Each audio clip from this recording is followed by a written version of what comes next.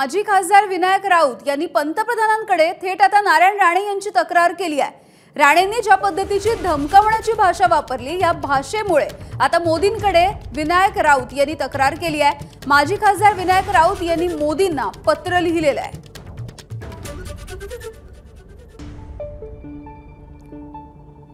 तर अगदी 2 ते 3 दिवसांपूर्वी राजकोट या किल्ल्यावरती पाहणी करण्यासाठी गेलेले असताना भाजप आणि उद्धव ठाकरेंची शिवसेना यांच्यामध्ये काहीसा राडा झाला होता आणि त्याच दरम्यान राणेंनी धमकावण्याची भाषा वापरली होती।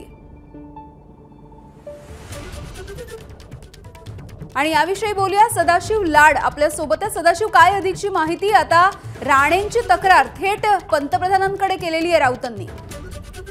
नक्कीच माजी खासदार विनायक राऊत यांनी राणेंची तक्रार जी आहे ती थेट पंतप्रधानांकडे पत्राद्वारे केलेली आहे। त्यात त्यांनी असं म्हटलेलं आहे की नारायण राणे जे खासदार आहेत त्यांनी मीडियाच्या समोर आणि पोलिसांच्या समोर आदित्य ठाकरे आणि वैभव नाईक जेव्हा राजकोट किल्ल्यावर गेले होते, छत्रपती शिवाजी महाराजांच्या पुतळा कोसळला प्रकरणी पाहणी करण्यासाठी जेव्हा गेले होते त्यावेळी त्यांना धमकी दिल्याचं पत्र जे आहे त्यांनी थेट मोदींना दिलेलं आहे आणि त्यात त्यांनी पूर्णपणे माहिती दिलेली आहे की कशा पद्धतीने धमकी दिली, काय झालं, या सर्व सविस्तर पत्र जे आहेत ते मोदींना दिल्याचं पाहायला मिळतंय।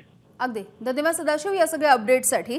तर ज्यासाठी विनायक राऊत यांनी मोदींना हे पत्र पाठवलेलं आहे, नारायण राणे नेमकं काय म्हणाले होते त्या दिवशी आपण बघूयात।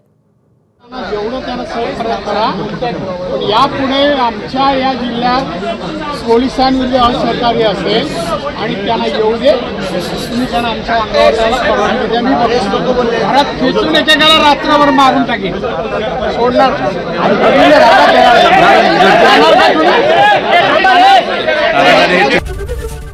एबीपी माझा, उघडा डोळे बघा नीट।